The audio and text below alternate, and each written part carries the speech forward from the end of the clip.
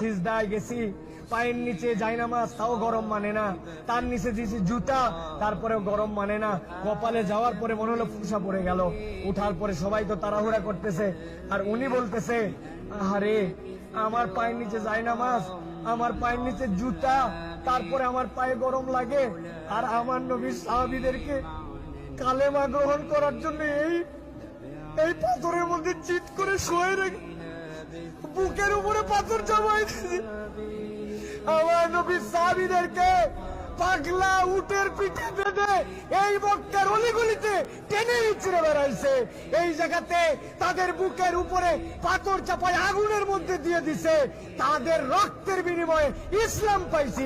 আজকে আমি 2 রাকাত নামাজে পায়ের গোড়ালি গরম হয়ে যাচ্ছে জন্য কষ্ট হয়, এসিটা একটু কম ঠান্ডা মারে জন্য কষ্ট হয়, আমার মাথার উপরে যদি একটুখানি সুন্দর ছাতা না থাকে কষ্ট হয়।